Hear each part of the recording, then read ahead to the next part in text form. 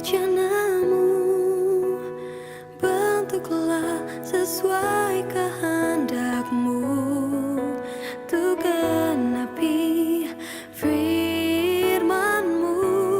Oh Yesusku, jadikanku alat yang indah di mata-Mu, bejana yang sempurna seperti-Mu.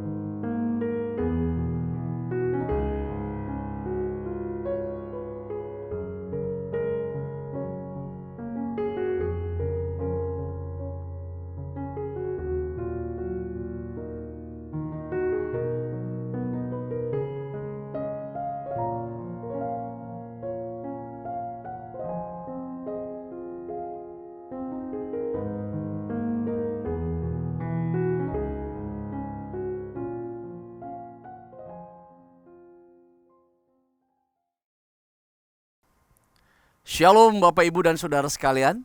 Senang sekali hari ini kita kembali bisa berjumpa di dalam ibadah online. Kami menyambut dengan sukacita bagi kesetiaan saudara yang mengikuti ibadah secara online. Baik saudara-saudara sebagai jemaat GKJ maupun saudara yang baru pertama kali mengikuti channel ini. Saudara, kita tahu bahwa melayani Allah adalah sebuah panggilan yang istimewa. Namun di balik semua itu, ada banyak tantangan yang akan kita hadapi. Sebagai murid-murid Kristus, jangan pernah kita melihat tantangan ini sebagai sebuah batu sandungan yang tidak mampu kita lewati. Karena keberhasilan pelayanan kita bukan ditentukan oleh kepakaran dan kecakapan kita. Keberhasilan pelayanan kita ditentukan dari kekuatan kuasa yang maha tinggi. Saya mengundang jemaat untuk berdiri. Mari kita mempersiapkan diri kita untuk masuk dalam ibadah. Kita akan masuk dalam saat teduh.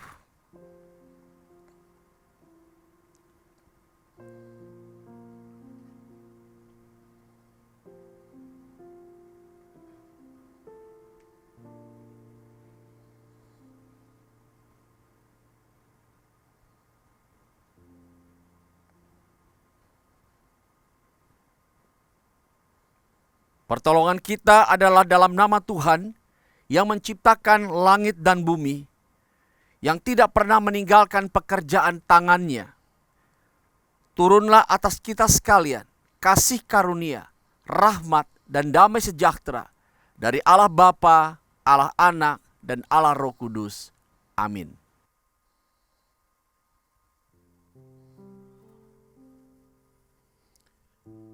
Biarlah mereka bersyukur kepada Tuhan karena kasih setianya, karena perbuatan-perbuatannya yang ajaib.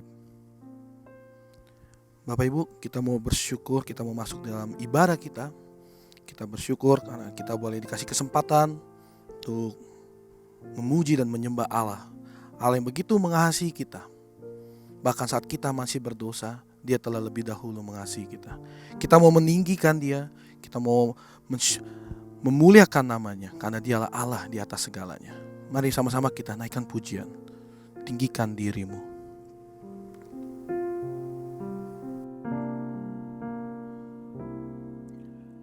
Ku bersyukur padamu Tuhan atas kasih-Mu.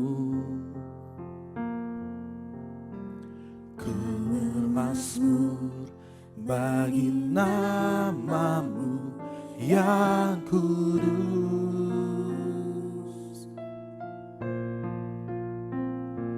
sebab Engkau kebenaranku, padamu ku percaya.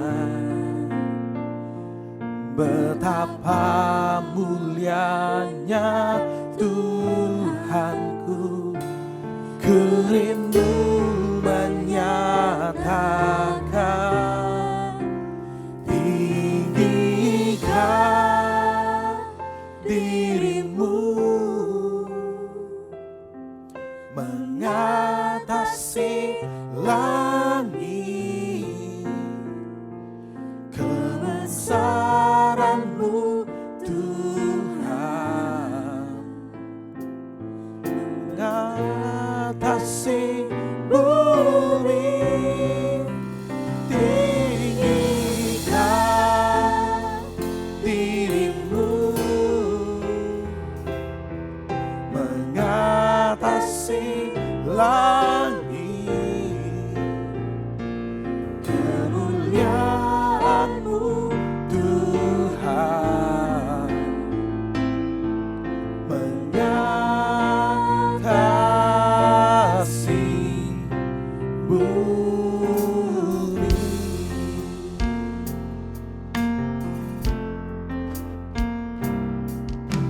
Ku bersyukur padamu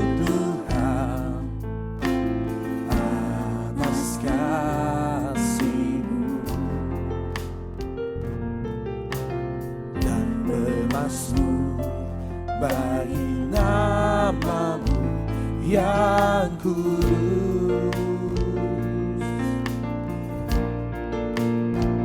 Sebab Engkau kebenaranku, padamu ku percaya. Betapa mulianya Tuhanku, ku rindu menyatakan tinggikan dirimu, mengatasi langit, kebesaran-Mu Tuhan, mengatasi bumi, tinggikan dirimu, mengatasi langit, kemuliaan-Mu mengatasi langit, kebesaran-Mu Tuhan, mengatasi bumi, tinggikan dirimu, mengatasi langit, kemuliaan-Mu Tuhan, mengatasi bumi. Kami menginginkan Tuhan, tinggikan dirimu, mengatasi langit, kemuliaan-Mu Tuhan, mengatasi bumi, tinggikan dirimu, mengatasi langit, kemuliaan-Mu Tuhan, kebesaran-Mu Tuhan,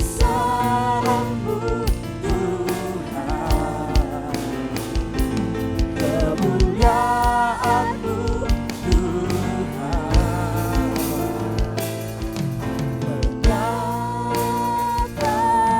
mengatasi bumi.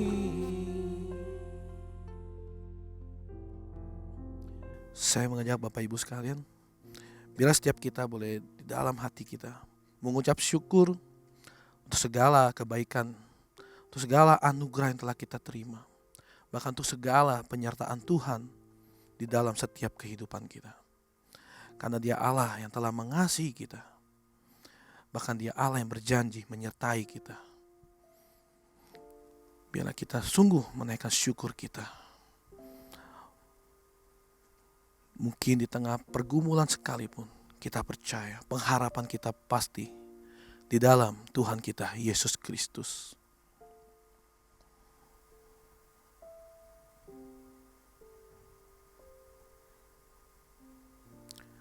Amin.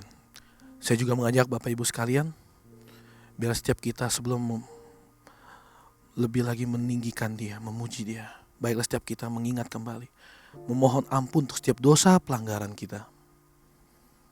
Memang kita adalah manusia yang berproses di dalam pertumbuhan kita. Mungkin masih sering kali kita jatuh di dalam dosa-dosa kita. Mari kita akui itu semua.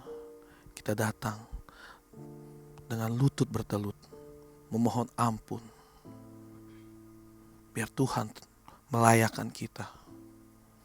Biarlah pujian kita nanti pun boleh berkenan di hadapannya.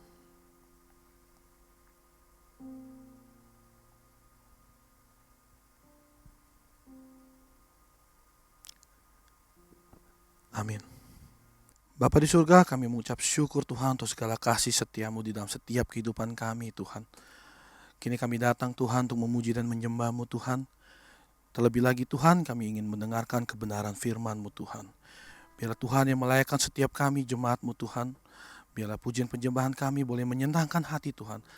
Dan biarlah Tuhan kebenaran firman-Mu yang akan disampaikan Guru Injil Roni Sofian boleh menjadi suatu rema yang menguatkan kami, mengubahkan hidup kami lah hari lepas hari Tuhan. Dan kami boleh semakin serupa dengan kehendak-Mu ya Tuhan. Hanya di dalam Tuhan Yesus kami menyerahkan ibadah ini dari awal hingga akhir. Amin. Bapak Ibu sekalian, kita mau kembali mengikrarkan iman kita dengan seluruh umat di seluruh bumi dan di segala zaman. Kita mau ikrarkan kembali pengakuan iman rasuli. Aku percaya kepada Allah, Bapa yang Maha Kuasa, Khalik langit dan bumi, dan kepada Yesus Kristus, Anaknya yang tunggal Tuhan kita, yang dikandung dari Roh Kudus, lahir dari anak darah Maria, yang menderita sengsara di bawah pemerintahan Pontius Pilatus, disalibkan, mati dan dikuburkan, turun ke dalam kerajaan maut. Pada hari yang ketiga, bangkit pula dari antara orang mati, naik ke surga, duduk di sebelah kanan Allah, Bapa yang Maha Kuasa, dan dari sana Ia akan datang untuk menghakimi orang yang hidup dan yang mati. Aku percaya kepada Roh Kudus, gereja yang kudus dan am, persekutuan orang kudus, pengampunan dosa, kebangkitan tubuh, dan hidup yang kekal. Amin. Shalom Bapak Ibu sekalian. Kita mau memuji Tuhan, kita mau meninggikan namanya. Kita mau menerima sukacita daripada Tuhan, karena Tuhan sudah begitu baik dalam setiap kehidupan kita. Kita mau nyatakan sukacita kita, karena sukacita surga sudah kita terima. Mari bersama-sama kita naikkan pujian sukacita surga.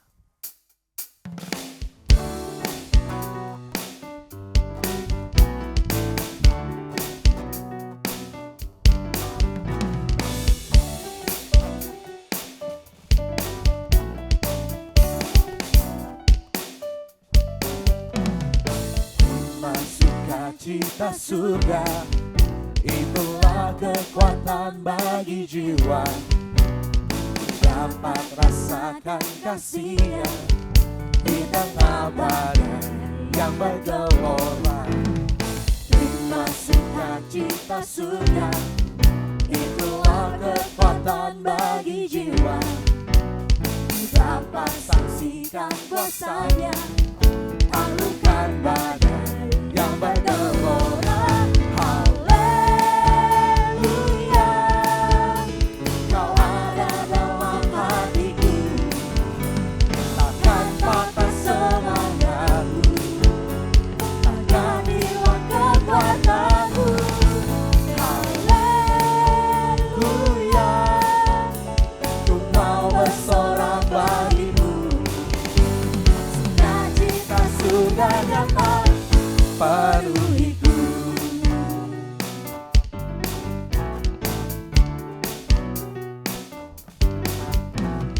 Terima sukacita surga, itulah kekuatan bagi jiwa. Ku dapat rasakan kasih-Nya di tengah badai yang bergelora. Terima sukacita surga, itulah kekuatan bagi jiwa. Dapat saksikan kuasa-Nya, taklukkan badai yang bergelora. Haleluya, Kau ada dalam hatiku, takkan patah semangatku, takkan hilang kekuatanku.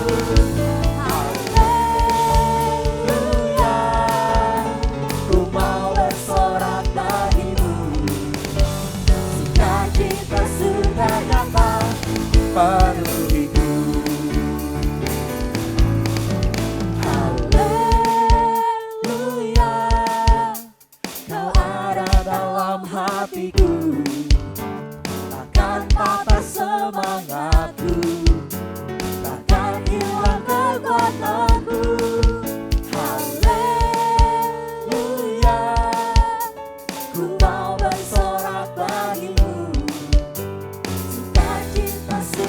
nyata penuhiku.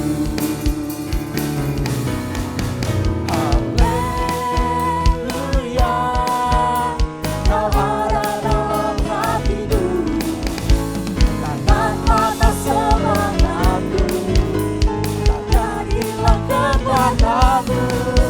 Haleluya, ku mau bersorak bagimu, sukacita surga nyata penuhiku.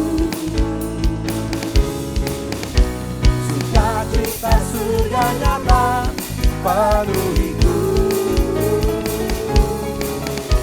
Sukacita surga nyata penuhiku.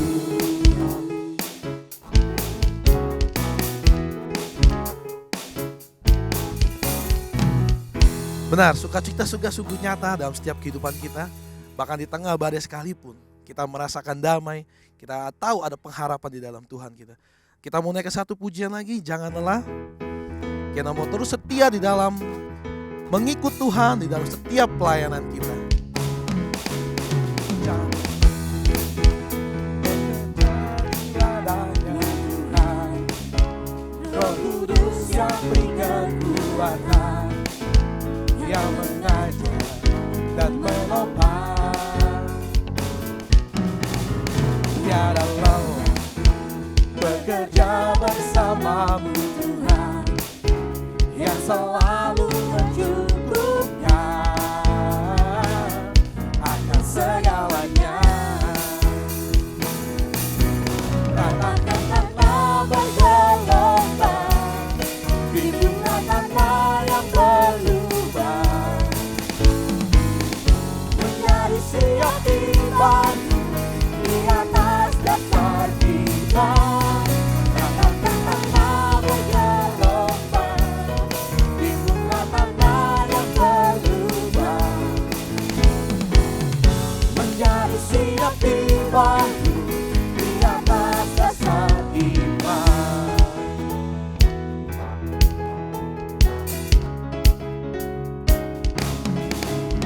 Jangan lelah bekerja di ladangnya Tuhan, Roh Kudus yang beri kekuatan, yang mengajar dan menopang. Tiada lelah bekerja bersamamu Tuhan, yang selalu mencukupkan akan segalanya. Ratakan tanah bergelombang, timbunlah tanah yang berlubang, menjadi siap dibantu di atas dasar iman. Ratakan tanah bergelombang, timbunlah tanah yang berlubang, menjadi siap dibantu di atas dasar iman. Ratakan tanah bergelombang, timbunlah tanah yang berlubang, menjadi siap dibantu di atas dasar iman. Ratakan tanah bergelombang, timbunlah tanah yang berlubang, menjadi siap dibantu di atas dasar iman. Ratakan tanah bergelombang, timbunlah tanah yang berlubang, menjadi siap dibantu di atas dasar iman. Ratakan tanah bergelombang, timbunlah tanah yang berlubang, menjadi siap dibantu di atas dasar iman. Menjadi siap dibantu, menjadi siap dibantu, menjadi siap dibantu di atas dasar iman.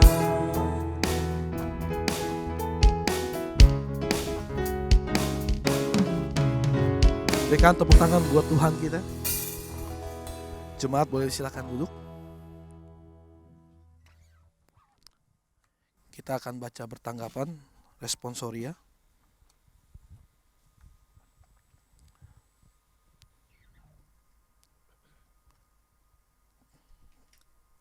Ajaran apa yang bagi kita terkandung dalam perintah yang ketujuh? Bahwa Allah mengutuk segala perbuatan kemesuman, dan karena itu kita harus membencinya dengan sungguh-sungguh dan menahan hawa nafsu serta hidup sopan, baik dalam pernikahan yang kudus maupun di luarnya. Jadi, hanya zina dan keaiban serupa itu yang dilarang Allah dalam perintah ini. Karena tubuh dan jiwa kita merupakan bait Roh Kudus, Dia menghendaki supaya kita memelihara kedua-duanya sehingga tetap murni dan suci. Bersama-sama. Oleh karena itu, Dia melarang segala perbuatan, isyarat, perkataan, pikiran, dan hawa nafsu yang mesum, serta segala sesuatu yang dapat menyebabkan hati manusia tertarik padanya. Jemaat sekalian, dalam mengikut Tuhan, dalam meresponi kebaikan Tuhan yang telah kita terima, kita akan mengambil bagian dalam setiap pelayanan yang ada. Dalam perjalanan itu semua banyak tantangan yang terjadi, banyak kesulitan. Bahkan tidak kurang kita harus mengorbankan hal-hal yang mungkin menjadi sesuatu yang zona nyaman kita. Tapi itu semua dapat kita lalui, dapat kita jalani dengan sukacita, dengan ucapan syukur. Kalau kita memahami bahwa Tuhan telah lebih dahulu mengasihi kita. Bahwa Tuhan telah lebih dulu melayani kita semua yang berdosa ini. Biarlah setiap kita boleh terus mengingat akan kebaikan Tuhan, akan salib Kristus. Sehingga apapun tantangan ke depan, kita menjadi hamba-hamba yang setia, bahkan hamba-hamba yang merindukan kedatangan Tuhan kita yang kedua kali. Mari kita akan masukin firman-Nya, kita naikkan pujian mahkota kehidupan.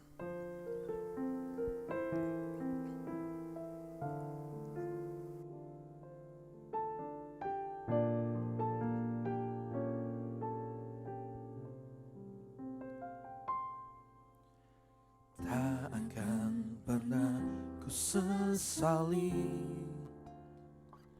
mengiring Yesus sepanjang hidupku, lewati lembah air mata, ku saksikan kemuliaan-Mu dinyatakan. Berapapun harga yang harus ku bayar, ku kan tetap setia melayani, mengasihi-Mu, mengiring-Mu seumur hidupku. Janji-Mu kan tetap ku pegang teguh sampai ku dapat mahkota kehidupan. Saya dapat bangkit berdiri,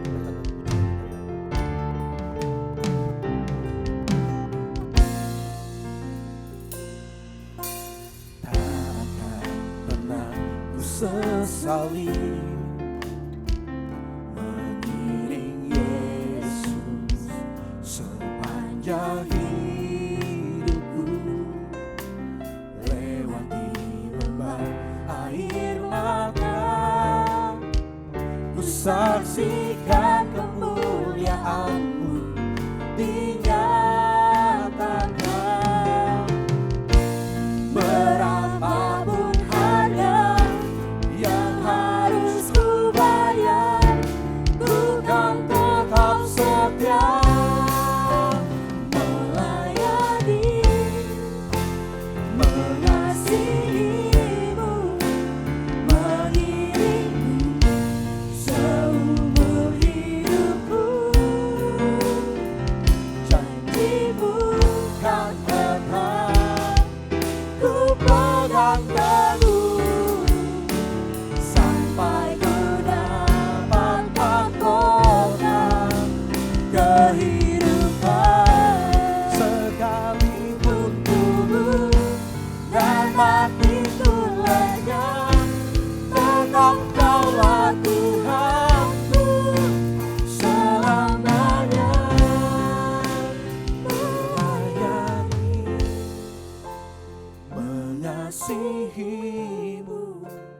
mengiringmu seumur hidupku.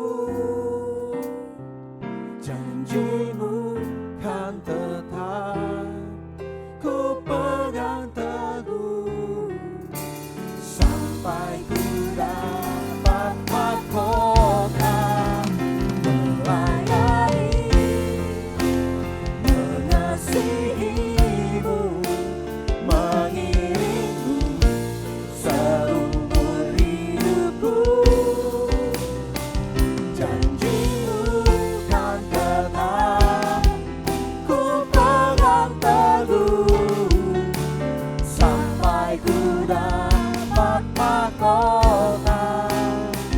Janjimu kan tetap ku pegang teguh sampai ku dapat mahkota kehidupan. Untuk waktu tempat selanjutnya saya persilakan hambanya Guru Injil Roni Sofyan.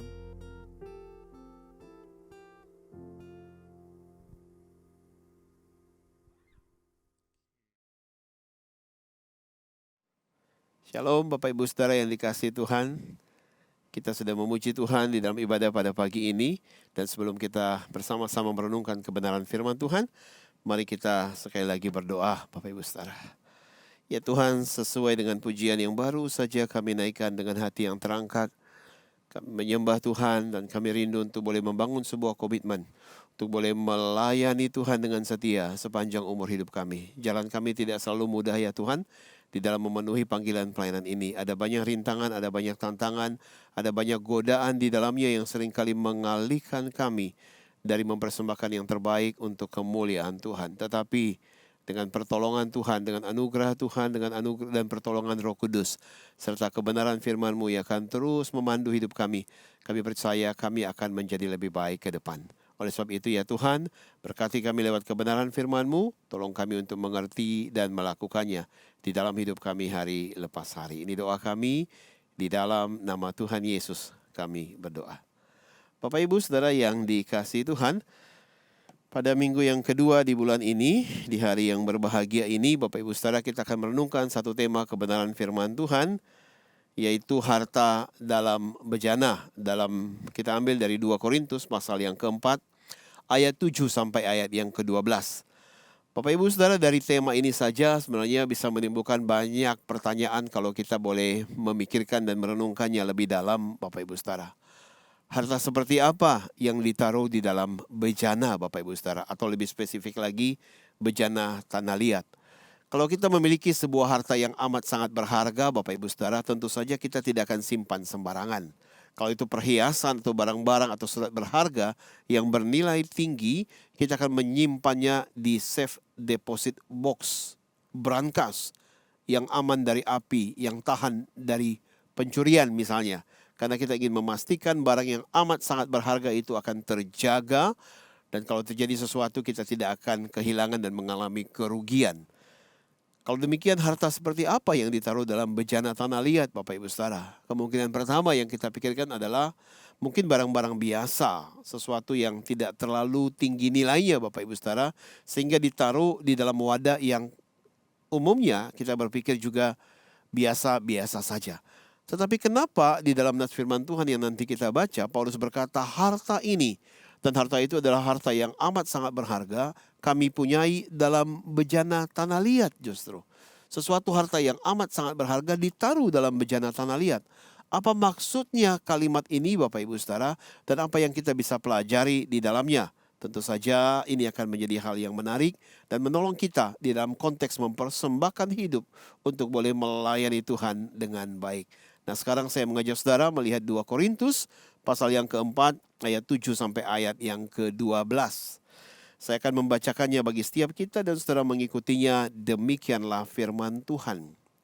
Tetapi harta ini kami punyai dalam bejana tanah liat, supaya nyata bahwa kekuatan yang melimpah-limpah itu berasal dari Allah, bukan dari diri kami. Dalam segala hal kami ditindas, namun tidak terjepit. Kami habis akal, namun tidak putus asa. Kami dianiaya, namun tidak ditinggalkan sendirian. Kami dihempaskan, namun tidak binasa. kami senantiasa membawa kematian Yesus di dalam tubuh kami, supaya kehidupan Yesus juga menjadi nyata di dalam tubuh kami. Sebab kami yang masih hidup ini terus-menerus diserahkan kepada maut karena Yesus, supaya juga hidup Yesus menjadi nyata di dalam tubuh kami yang fana ini. Maka demikianlah maut giat di dalam diri kami dan hidup giat di dalam kamu. Sedemikian jauh pembacaan firman Tuhan Bapak Ibu Saudara, dan tentu saja berbahagia setiap kita yang sungguh-sungguh punya kerinduan untuk mengerti kebenaran firman Tuhan itu, dan tentu saja bertekad untuk melakukannya di dalam kehidupan kita hari lepas hari. Bapak Ibu Saudara yang dikasihi Tuhan, jikalau saudara pernah mempelajari kitab Korintus Bapak Ibu Saudara, surat yang ditulis oleh Rasul Paulus kepada jemaat Tuhan yang ada di kota Korintus, maka kita akan menemukan surat ini adalah salah satu surat yang sangat menarik dalam surat pastoral Rasul Paulus Bapak Ibu Saudara. Hal yang tidak pernah kita duga, mungkin hal yang kita tidak pernah pikirkan terjadi di dalam kehidupan antara jemaat Tuhan dengan mentornya, dengan gurunya, dengan bapa rohaninya. Kenapa Bapak Ibu Saudara? Karena di dalam surat-surat Korintus ini kita menemukan ada relasi yang tidak baik, ada konflik yang sangat besar, yang sangat intens Bapak Ibu Saudara, yang begitu mengganggu dan merusak antara Paulus dengan jemaat Tuhan yang ada di kota Korintus, yang notabene adalah jemaat yang dirintis, yang didirikan, dan yang dilayaninya selama dia ada dalam perjalanan misinya. Nah, bagaimana kemudian baik Paulus maupun jemaat ini menghadapi dan memandang situasi atau konflik itu, dan bagaimana menyelesaikannya, dan apa yang dipelajari di dalamnya akan meninggalkan pelajaran-pelajaran berharga bagi kita. Ketika kita menelusuri surat 1 Korintus, 2 Korintus Bapak Ibu Saudara, tujuannya bukan untuk mencari siapa yang salah dan siapa yang benar, tetapi bagaimana lewat situasi yang terjadi, pendekatan yang dilakukan, dan solusi yang terjadi di dalam anugerah Allah, ada nilai-nilai berharga yang bisa dipelajari oleh gereja Tuhan pada zaman ini, oleh hamba-hamba Tuhan, para pelayan-pelayan Tuhan di ladang Tuhan di tengah-tengah tantangan dan kehidupan pada masa kini. Nah, Bapak Ibu Saudara yang dikasihi Tuhan, kita ketahui bahwa jemaat Tuhan yang ada di kota Korintus adalah jemaat yang sangat bertumbuh Bapak Ibu Saudara. Bahkan boleh dikatakan jemaat ini adalah jemaat yang besar dibandingkan dengan jemaat-jemaat di kota-kota lain. Bahkan kalau kita menelusuri kitab 1-2 Korintus, kita menemukan bahwa mereka adalah secara kasat mata dan kelihatan dari luar adalah jemaat-jemaat yang berhasil, jemaat-jemaat yang kaya, jemaat-jemaat yang diperlengkapi dengan banyak karunia-karunia Bapak Ibu Saudara. Tetapi yang menyedihkan di dalamnya juga adalah jemaat-jemaat yang punya banyak pergumulan dan masalah di dalam kehidupan pribadinya, dalam relasinya, dan dalam kehidupannya di tengah-tengah dunia ini. Nah, jemaat di Korintus Bapak Ibu Saudara didirikan oleh Paulus dalam salah satu perjalanan misinya yang kita bisa baca dengan sangat jelas di dalam kitab Kisah Para Rasul pasal yang ke-18. Paulus tinggal selama kurang lebih 1,5 tahun di kota Korintus, dan dia memberitakan tentang Injil Yesus Kristus, Injil anugerah itu kepada banyak orang, sehingga jemaat Tuhan terbentuk dan bertumbuh kemudian di dalam masa-masa di kemudian hari. Nah, kemudian setelah 1,5 tahun Bapak Ibu Saudara, Paulus melanjutkan perjalanan misinya, pergi ke satu kota dari satu tempat ke tempat lain untuk mengemban panggilan khusus yang Allah berikan di dalam dirinya sebagai rasul untuk orang-orang yang non-Yahudi. Dan dia pergi memberitakan Injil itu dengan sangat setia, dengan sepenuh hatinya Bapak Ibu Saudara. Nah, di kemudian hari dia mendengarkan kabar yang sangat menyesakkan dada. Karena ada begitu banyak masalah yang terjadi di tengah-tengah jemaat yang dikasihinya ini. Masalah-masalah yang muncul di tengah-tengah jemaat Korintus Bapak Ibu Saudara begitu menyedihkan hati Paulus. Begitu mengganggu pemikirannya Bapak Ibu Saudara. Dan masalah ini adalah masalah yang harus segera diselesaikan. Kalau kita menelusuri kitab 1 Korintus, kita menemukan paling tidak ada 5 masalah besar yang sedang terjadi di tengah-tengah umat Tuhan di Korintus pada masa-masa itu. Yang pertama, terjadi perpecahan yang sangat intens, yang sangat merusak di tengah-tengah jemaat Tuhan yang ada di sana. Kenapa Bapak Ibu Saudara? Karena sepeninggalan Rasul Paulus muncul hamba-hamba Tuhan, muncul rasul, muncul tokoh-tokoh yang lain yang mengajarkan tentang Injil. Dan mereka adalah orang-orang yang juga punya kemampuan, punya karunia dan menarik begitu banyak pengikut. Seperti misalnya ada Rasul, ada Polos, ada Apolos, ada Rasul Petrus, Bapak Ibu Saudara. Dan kemudian jemaat-jemaat Tuhan yang ada di sana mulai mengelompokkan dirinya. Karena ada yang lebih suka kepada Paulus, maka mereka menyebut diri sebagai kelompok Paulus. Demikian juga ada kelompok Apolos dan ada kelompok Petrus. Nah, pengelompokan seperti ini tentu saja menimbulkan perpecahan di dalam gereja, membuat kesatuan itu tidak hadir di sana. Dan ini kalau dibiarkan tentu saja akan mengancam umat Tuhan yang ada di sana. Itulah sebabnya kemudian Paulus menulis surat kepada mereka dan mengingatkan mereka bahwa semua rasul-rasul yang hebat itu sesungguhnya hanya pelayan-pelayan Tuhan. Sehingga dedikasi, sehingga hati, sehingga komitmen seharusnya diberikan oleh jemaat bukan kepada mereka, tetapi yang utama adalah kepada Kristus. Karena mereka adalah hamba-hamba Kristus yang melayani dan memuliakan Tuhan. Masalah yang kedua yang muncul di sana adalah masalah seks bebas, Bapak Ibu Saudara. Karena orang-orang Kristen yang ada di sana yang menyadari bahwa hidupnya sudah dibebaskan oleh kematian Kristus, mereka merasa dirinya sebagai orang yang merdeka sehingga bebas untuk melakukan apapun, termasuk untuk melakukan seks bebas seperti ini. Oleh sebab itu kemudian Paulus dengan sangat keras menegur mereka bahwa kematian Kristus itu seharusnya sudah mematikan segala penyimpangan, segala dosa yang hadir di dalam diri mereka. Dan nanti kelak tubuh mereka ini akan dibangkitkan dari kematian, sehingga mereka harus bertanggung jawab untuk merawat tubuhnya hidup dengan benar selama mereka ada di dalam dunia ini. Yang ketiga, Bapak Ibu Saudara, kita bisa menemukan masalah tentang yang berurusan dengan seputar makanan, Bapak Ibu Saudara. Karena pengaruh dari orang-orang Kristen Yudaisme yang ada di tengah-tengah jemaat itu yang sangat ketat melakukan Taurat, lalu kemudian mulai mempengaruhi seluruh komunitas jemaat. Gak boleh makan ini, gak boleh makan itu, boleh yang ini, boleh yang itu. Sehingga kemudian urusan makan dan tidak makan itu, Bapak Ibu Saudara, menjadi masalah yang terus berkembang di sana. Sebagian orang Kristen yang menyadari bahwa hidup ini sudah dimerdekakan oleh Tuhan, mereka merasa diri mereka adalah orang yang bebas, sehingga bisa makan apapun, Bapak Ibu Saudara. Tetapi kemudian Paulus mengingatkan mereka, betul kamu sudah merdeka dan kamu bebas untuk makan apapun. Tetapi karena apa yang kamu makan membuat saudaramu yang imannya masih rendah, imannya masih lemah, tersandung, jauh lebih baik kamu tidak makan dan di lain kesempatan kamu bisa makan. Masalah yang ketiga. Masalah yang keempat, Bapak Ibu Saudara, terjadi tentang masalah yang muncul di tengah-tengah pertemuan-pertemuan jemaat. Bagaimana mereka berpenampilan ketika menghadiri pertemuan. Dan masalah yang kelima yang sangat krusial juga adalah masalah keyakinan, pengertian tentang kebangkitan orang mati. Nah, di dalam bagian ini Bapak Ibu Saudara, kita menemukan bahwa karena Paulus melihat bahwa masalah-masalah itu adalah masalah yang sangat besar yang tidak bisa dibiarkan, Bapak Ibu Saudara. Itulah sebabnya kemudian dia menulis surat kepada mereka, teguran dan nasihat. Nah, kalau kita baca kemudian Bapak Ibu Saudara, ternyata nasihat dan teguran Paulus ini tidak mendapatkan respon yang baik. Orang-orang Kristen yang ada di sana merasa tersinggung, Bapak Ibu Saudara. Mereka merasa marah karena kata-kata yang sangat keras dalam teguran Paulus di dalam suratnya itu. Ditambah lagi kemudian Bapak Ibu Saudara, ketika Paulus mengirimkan suratnya yang pertama ini, dia berkata, nanti di kemudian hari dia akan pergi ke Makedonia. Dan setelah dia pergi ke Makedonia, dia akan kembali menjumpai mereka di Korintus. Dan dia akan tinggal di sana lebih lama untuk mengajar mereka. Tetapi di kemudian hari dalam kenyataannya Bapak Ibu Saudara, ketika Paulus menuju ke Makedonia, ada sebuah perubahan besar yang Paulus lakukan. Dia tidak pergi ke Makedonia dulu baru kemudian ke Korintus, tetapi sebaliknya. Di tengah perjalanan karena dia merasa bahwa suratnya tidak terlalu mendapatkan tanggapan yang seperti diharapkan, dan kemudian masalah ini begitu besar dan urgent sekali sehingga dia memutuskan dia harus membereskan masalah ini dengan umat Tuhan yang ada di kota Korintus. Sehingga sebelum dia pergi ke Makedonia, dia pergi dulu ke Korintus.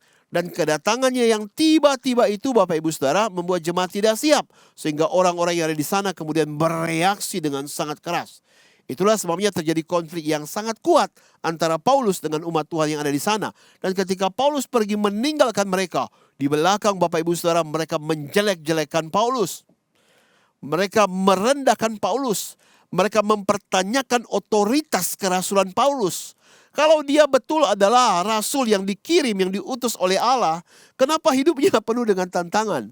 Kenapa ada banyak masalah dan penderitaan yang dialami? Kenapa dia keluar masuk penjara? Kenapa orang-orang tidak menyambut pengajarannya?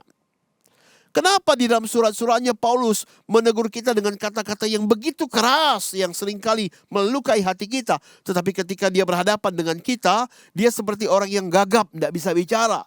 Bahasanya berbeda sekali dengan bahasa tulisannya. Sehingga semuanya itu ditambah dengan kemiskinan Paulus, Bapak Ibu Saudara. Sehingga membuat mereka meragukan otoritas Paulus. Nah, situasi ini Bapak Ibu Saudara menimbulkan konflik yang sangat besar. Tapi sekali lagi saudara melihat, Paulus tidak mendiamkan konflik itu Bapak Ibu Saudara. Tentu saja kita pembaca pada zaman ini, kalau bisa berharap tidak terjadi situasi seperti ini Bapak Ibu Saudara. Karena konflik yang terjadi di dalam gereja itu begitu memilukan hati Bapak Ibu Saudara. Jangankan konflik di antara hamba Tuhan atau pemimpin gereja dengan jemaat. Konflik di antara jemaat saja bisa menimbulkan luka yang membutuhkan waktu yang panjang untuk menyembuhkannya. Bisa menimbulkan perpecahan Bapak Ibu Saudara.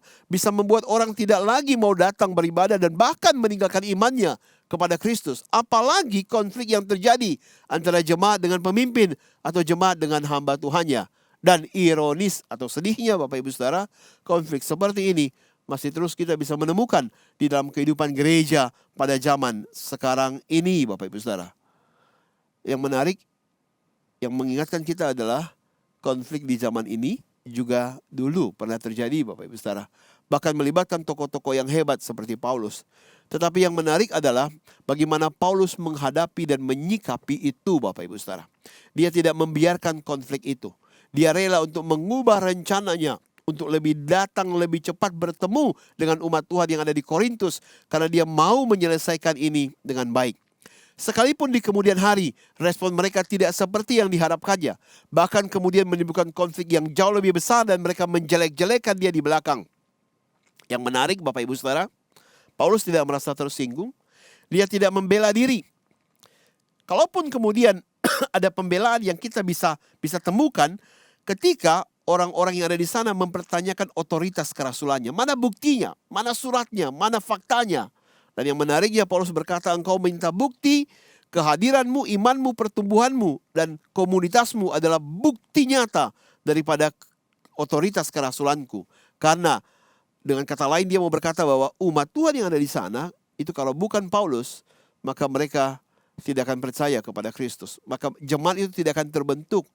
Tetapi mereka hadir karena buah pelayanan dari Paulus. Dan itu pun sudah menunjukkan otoritas daripada kerasulannya. Nah Bapak Ibu Saudara yang dikasihi Tuhan, dalam bagian itulah kemudian kita bisa memaknai nas yang kita baca tadi Bapak Ibu Saudara. Karena di dalam 2 Korintus ini sangat kuat sekali di bagian pertama, di pasal-pasal pertama, Paulus menulis surat ini untuk membereskan konfliknya dengan umat Tuhan yang ada di Korintus. Dengan kata lain, dia ingin berdamai dengan mereka. Dia ingin mendudukkan masalah itu di tempat yang tepat dan kemudian dari sana bersama-sama membangun kembali relasi dengan umat Tuhan yang ada di sana. Dan bagaimana Paulus menghadapi itu Bapak Ibu Saudara, menarik sekali. Salah satunya kita lihat dalam pasal yang keempat ayat 7 sampai dengan ayat 12 yang tadi kita baca. Nah, di sana dimulai dengan satu perkataan, tetapi harta ini. Tentu saja menarik perhatian kita Bapak Ibu Saudara untuk bertanya, harta apa yang dimaksud? Karena tiba-tiba kalimat itu dibuka dengan harta ini. Nah tentu saja kalau kita membaca konteks, maka kita akan bisa melihat apa yang dimaksud oleh Paulus ini di dalam ayat-ayat berikutnya, dalam ayat-ayat sebelumnya dalam pasal itu. Yang paling dekat di dalam ayat yang ke-6 Bapak Ibu Saudara. Di sana firman Tuhan berkata, sebab Allah yang telah berfirman, dari dalam gelap akan terbit terang. Ia juga yang membuat terangnya bercahaya di dalam hati kita. Di tengah-tengah konflik yang terjadi, di tengah-tengah situasi di mana masing-masing merasa diri benar, Paulus mengakui bahwa ada Allah yang akan menyatakan kebenarannya, yang akan membuat terang benderang apa yang terjadi, sehingga membereskan konflik ini bukan dengan mengedepankan tentang apa yang kita sudah lakukan dan kemampuan ataupun otoritas kita. tetapi lebih kepada menyerahkannya kembali kepada Tuhan yang empunya gerejanya.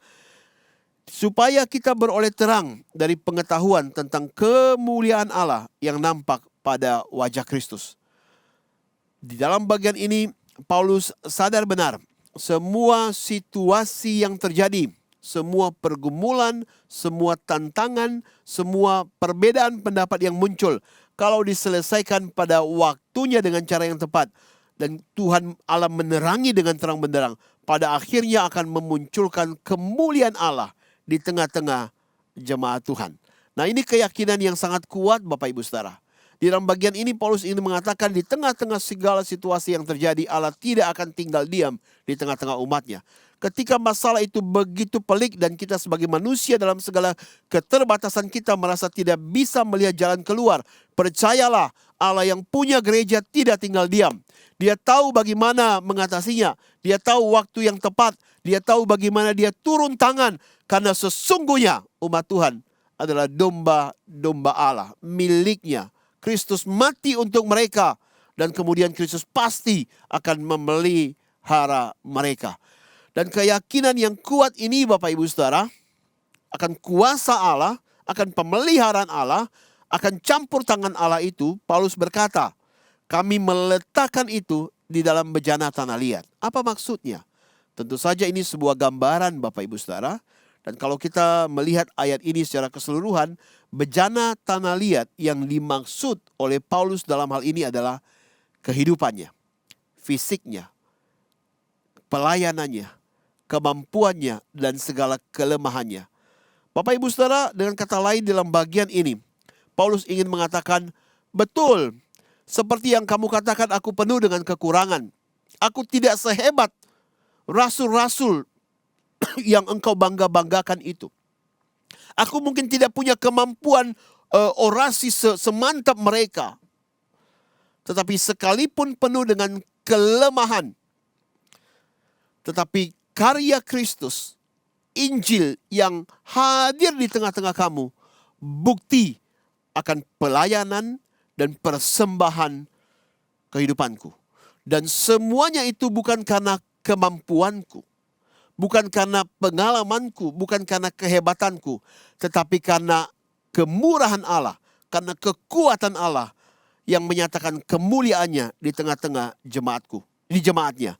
Sekalipun tubuhku lemah, sekalipun aku penuh dengan keterbatasan, sekalipun aku hina seperti yang kau katakan, sekalipun aku miskin seperti yang kau katakan, sekalipun mungkin aku tidak bisa berbuat apa-apa seperti yang kau pikirkan.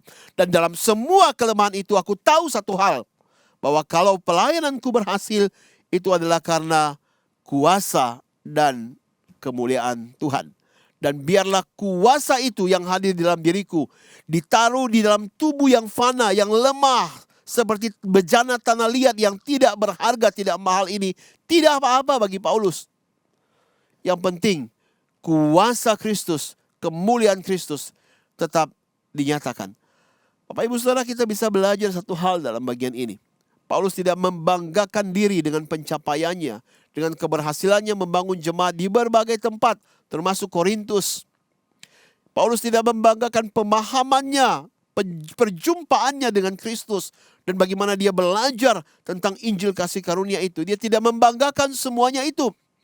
Tetapi sekalipun kemudian di dalam kelemahan tubuhnya, justru dia berkata, supaya lewat kelemahanku, keterbatasanku, ketidakmampuanku itu, kekuatan Allah yang melimpah-limpah itu semakin nyata. Dan di ayat-ayat berikutnya dia berkata, dan semuanya itu terbukti lewat semua kehidupanku dan apa yang aku alami. Di dalam perjalanan misi yang dikerjakannya, seakan-akan dia ingin berkata di ayat 8 dan ayat 9, kami sudah pernah mengalami penindasan berkali-kali, sehingga tubuh ini semakin hari semakin lemah, ditindas dan menderita. Tetapi sekalipun demikian, kami tidak terjepit. Kadang-kadang kami ada dalam situasi yang sepertinya semuanya tidak ada jalan keluar, tertutup. Dan kami seperti orang yang habis akal, namun kami tidak putus asa. Dan semuanya itu terjadi bukan karena hebatnya saya, bukan karena hebatnya kami, bukan karena kekuatan kami, tapi karena kekuatan Allah yang ditaruh dalam tubuh yang fana ini. kekuatan Allah yang menopang kami sampai hari ini. Di ayat 9 dia berkata, sekalipun kami dianiaya berkali-kali, masuk penjara, dicambuk, diludahi, dimaki, dan segala macam, kami tidak ditinggalkan sendirian.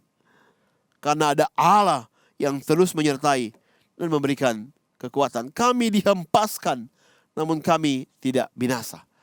Di dalam ayat ini sekali lagi Bapak Ibu Saudara, Paulus ingin mengingatkan setiap kita bahwa setiap keberhasilan bukan karena kemampuan, kekuatan, dan kehebatan kita.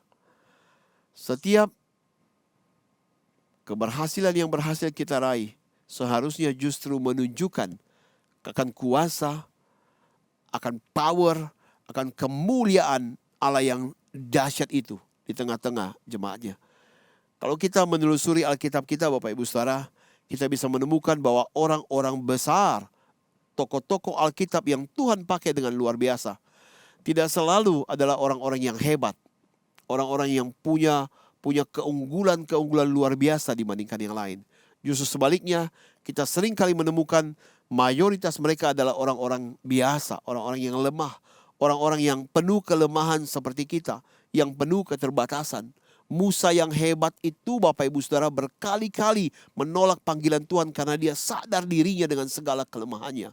Daud yang kita anggap pahlawan Israel yang gagah perkasa itu punya kelemahan-kelemahan sama seperti kita. Bisa jatuh dalam pencobaan dan godaan sama seperti kita Bapak Ibu Saudara. Dan demikian juga dengan tokoh-tokoh yang lain. Bapak Abraham, bapak orang beriman itu berkali-kali dalam ketakutannya Bapak Ibu Saudara ingin menyelamatkan dirinya. Bapak Ibu Saudara yang dikasihi Tuhan, semuanya ini mengingatkan kita sekali lagi bahwa kesanggupan dan kemampuan kita bukan karena hebat kita. Gereja ada hari ini, gereja bertumbuh dan berkembang bukan karena kehadiran tokoh-tokoh super di dalam gereja yang melayani dengan luar biasa. Betul, gereja membutuhkan hamba-hamba Tuhan, membutuhkan aktivis-aktivis, membutuhkan pengurus-pengurus, pelayan-pelayan yang punya kemampuan yang bisa melayani dengan excellent dalam rumah Tuhan. Tetapi bukan itu yang utama.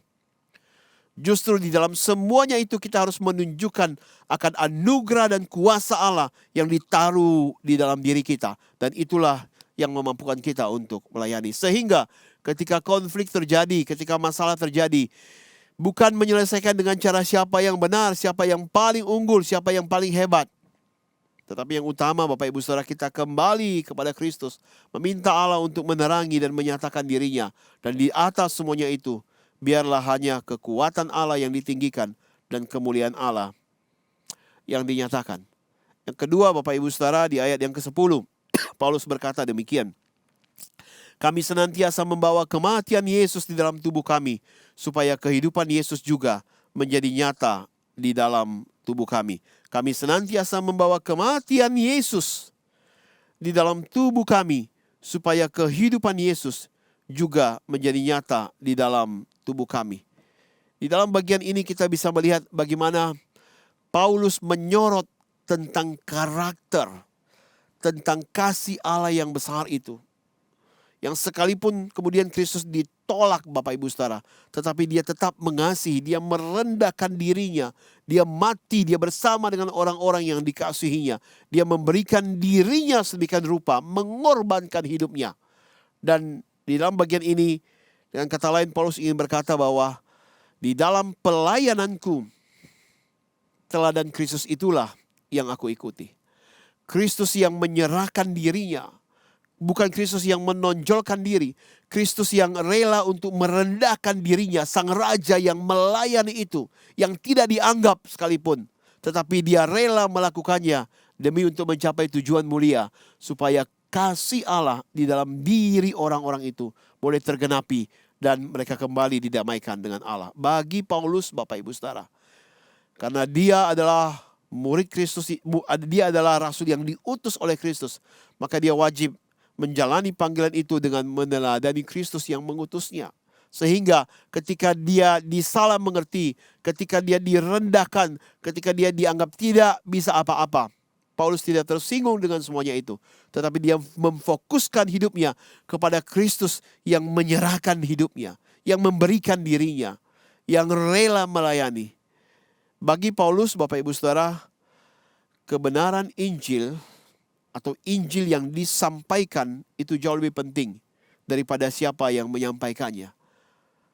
Orang yang menyampaikannya bisa ditolak, tetapi sejauh Injil itu bisa didengarkan, diterima dan berkembang, Paulus tidak merasa apa-apa dengan hal itu, karena dia tahu persis Injil Kristus adalah yang utama di dalam kehidupannya.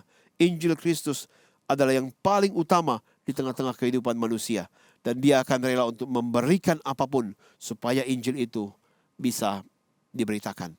Bapak Ibu Saudara yang dikasihi Tuhan, dua sikap ini seharusnya boleh menjadi teladan bagi kita para pelayan-pelayan Tuhan di tengah-tengah kehidupan kita melayani Tuhan di dalam gereja pada masa ini. Yang pertama, kita harus belajar untuk meninggikan dan mengandalkan kuasa Allah yang bekerja di dalam segala kelemahan dan keterbatasan kita. Kita tidak merasa rendah diri dalam segala keterbatasan dan kelemahan, tetapi sebaliknya juga tidak membanggakan diri dengan karunia-karunia dan kelebihan yang Allah percayakan di dalam diri kita. Hal ini juga berkonsekuensi Bapak Ibu Saudara. Kita menghargai setiap orang, tidak merendahkan mereka karena kemampuan mereka, tetapi juga tidak memberikan penghargaan yang terlalu berlebihan untuk orang-orang yang memang super. Karena semuanya itu bersumber dari Allah yang mempercayakan kepada setiap kita. Bagian kita adalah memahami, mengembangkan, dan mempersembahkannya bagi kemuliaan Allah. Dan semuanya itu dilakukan dengan bersandar kepada kekuatan Allah. Ketika situasi tantangan muncul di tengah-tengah pelayanan, mari belajar untuk meneladani Kristus seperti yang Paulus lakukan. Dia rela untuk mengosongkan dirinya, memberikan dirinya.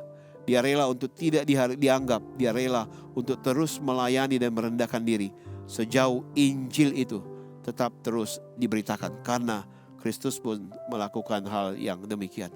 Bagaimana dengan setiap kita Bapak Ibu Saudara? Kita bersyukur untuk setiap kesempatan yang Tuhan percayakan untuk melayani di gereja Tuhan sampai hari ini. Di tengah-tengah semua situasi itu, biarlah kebenaran firman Tuhan menjadi pandu bagi setiap kita. Sehingga pelayanan kita yang utama berkenan di hati Allah. Allah memberkatinya dan hidup kita menjadi berkat bagi banyak orang. Tuhan memberkati saudara. Mari kita berdoa. Bapa di dalam surga, hati kami bersyukur kepada Tuhan kalau kami bisa belajar lagi dari kebenaran firman Tuhan. Kami menyadari berelasi dengan orang, hidup dengan orang lain, bekerja bersama-sama, seringkali meninggalkan masalah tersendiri. Ada konflik yang kadang-kadang kecil besar, dan kalau tidak dibereskan bisa semakin membesar. Tetapi biarlah semuanya itu tidak membuat kami mundur dari pelayanan, tetapi sebaliknya kami belajar datang kepada Tuhan, mengandalkan Tuhan, meneladani Kristus yang rela untuk memberikan hidupnya bagi orang-orang yang dikasihinya. Dengan demikian ya Tuhan, Engkau mendapati kami sebagai penata-layan yang bertanggung jawab di rumah Tuhan, yang melayani Tuhan sesuai dengan karunia yang Tuhan percayakan dan bagi kemuliaan Tuhan. Berkati setiap jemaat Tuhan dimanapun mereka berada, secara khusus yang hari-hari ini sedang bergumul dengan pelayanan mereka. Mungkin mereka mengalami tekanan yang begitu berat atau kebingungan dengan arah, tujuan dan motivasi dari pelayanan mereka. Biarlah hari ini Tuhan hadir bersama dengan mereka, berbicara di hati mereka, memandu mereka lewat kebenaran firman Tuhan, sehingga mereka tahu persis ketika mereka ada di tengah-tengah pelayanan, itu karena kekuatan anugerah Tuhan dan bagi kemuliaan Tuhan. Ini doa kami ya Tuhan, di dalam nama Tuhan Yesus kami berdoa. Amin. Tuhan memberkati saudara.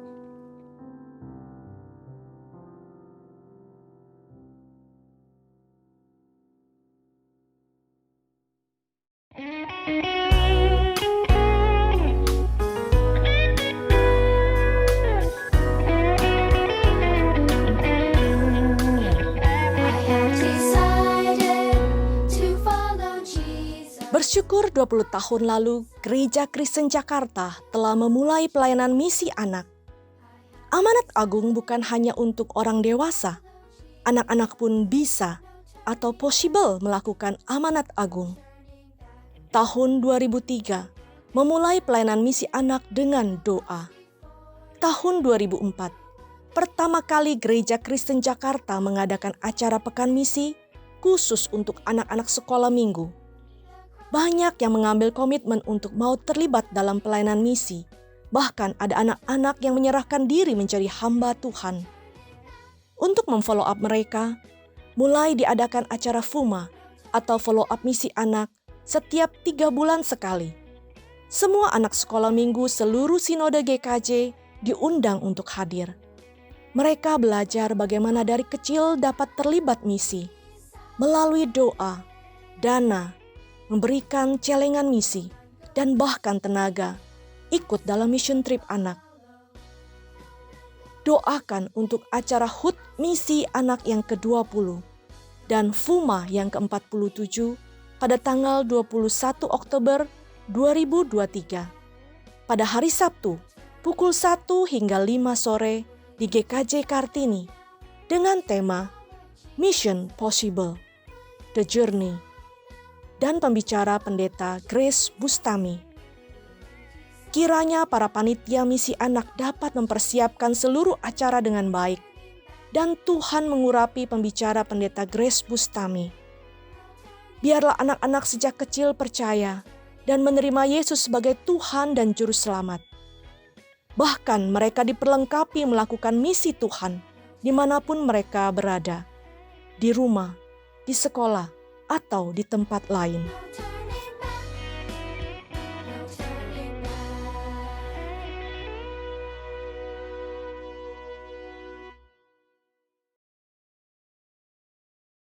Terima kasih untuk hambanya, Guru Injil Roni Sofian, untuk firman-Nya.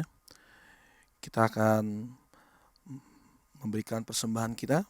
Kita juga mau meresponi firman Tuhan yang telah kita dengar. Kita naikkan satu pujian, Jaminan Mulia, KPPK 199.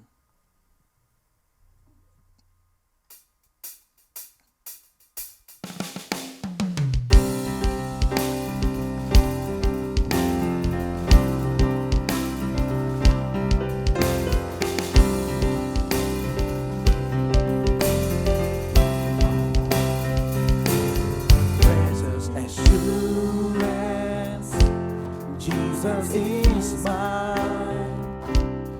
Oh, what a foretaste of glory divine.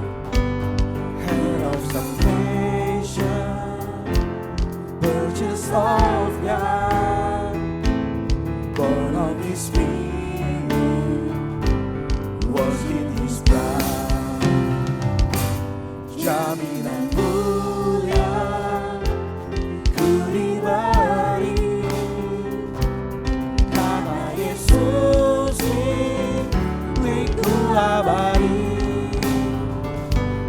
Aku warisnya, ku ditebus karena dibasuh darah Kristus.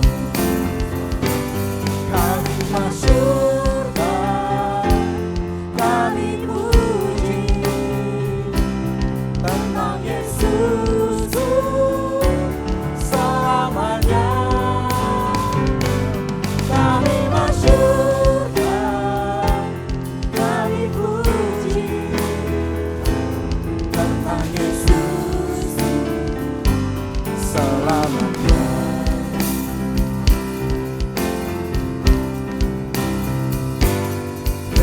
assurance, Jesus is mine. Oh, what a foretaste of glory divine. He of salvation, purchase of God, born of His Spirit, washed in His blood.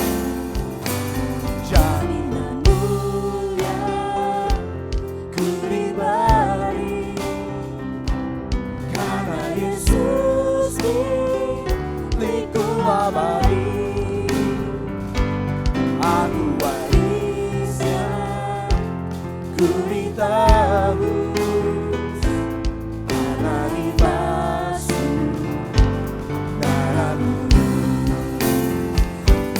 Kami masyurkan, kami puji tentang Yesus.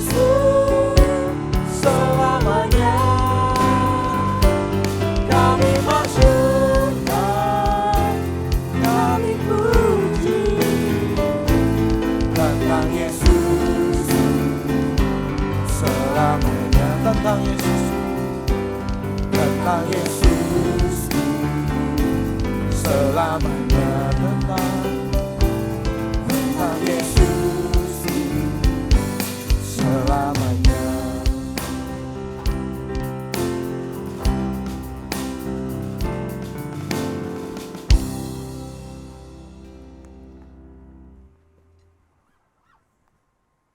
Saya mengundang jemaat untuk berdiri.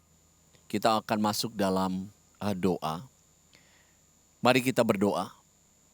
Terima kasih untuk berkat-berkat-Mu yang telah kami nikmati sepanjang hari ini.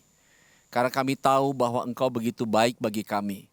Kalau kami dapat mengembalikan sebagian dari berkat-berkat Tuhan, kami sadar semua itu adalah anugerah-Mu.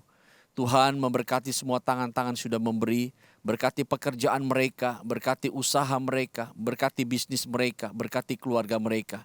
Dan biarlah melalui persembahan ini dapat dipergunakan untuk dapat melayani Allah, melebarkan pekerjaan Tuhan. Kami menyerahkan semua ke dalam tangan-Mu. Di dalam nama Yesus kami berdoa, amin. Bapak Ibu, kita akan berdoa untuk acara HUT Misi Anak yang akan diadakan pada tanggal 21 Oktober 2023, hari Sabtu, jam 1 siang sampai dengan jam 5 sore di GKJ Kartini dengan tema Mission Possible. The Journey dengan pembicara Pendeta Grace Bustami. Kita berdoa untuk anak-anak yang akan ikut dan berdoa juga untuk Pendeta Grace Bustami supaya Tuhan mengurapi dengan penuh kuasa sehingga anak-anak ini dapat mengerti misi yang sesungguhnya. Mari kita berdoa. Kami pun mau berdoa Tuhan untuk misi anak yang akan HUT misi yang akan diadakan pada tanggal 21 Oktober ini. Tuhan juga memberkati semua anak-anak kami supaya mereka bisa ikut menikmati Tuhan di dalam kebenaran firman yang akan disampaikan oleh Pendeta Grace Bustami. Kau juga mengurapi Pendeta Grace Bustami akan dapat memberikan penjelasan mengenai misi, mengobarkan api misi di dalam hati anak-anak kami. Sehingga mereka terus melihat kepada pekerjaan Tuhan yang luar biasa. Mereka mau memberikan hidup mereka bagi pekerjaan Tuhan. Kau mengurapi anak-anak kami semua ya Tuhan.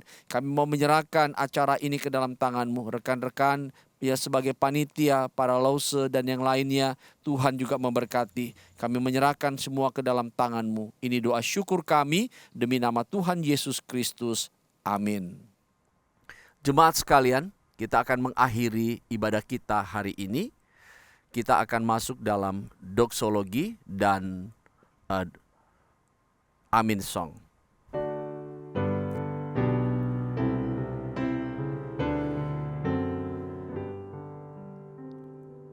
Puji Allah Bapa Putra,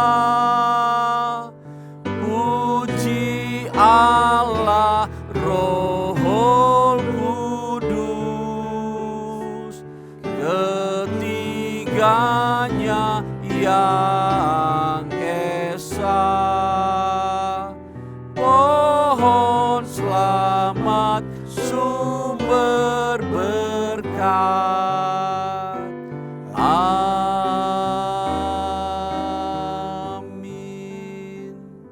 Saudara, kembalilah ke dalam kehidupanmu sehari-hari. Lakukan firman yang telah engkau dengar. Biar pertolongan Allah dan sukacita sorgawi menaungi hidupmu dan terimalah berkat Tuhan. Kiranya kasih karunia dari Allah yang Maha Tinggi dan damai sejahtera di dalam Kristus, di dalam persekutuan dengan Allah Roh Kudus yang terus menolong, memberkati, menguatkan kita semua. Mulai hari ini sampai Maranatha, Tuhan Yesus datang kedua kali. Amin. Amin.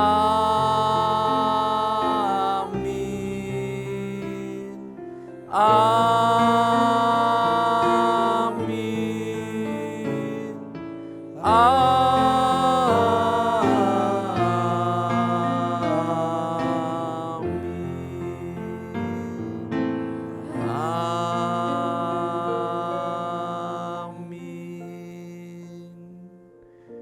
Silakan duduk.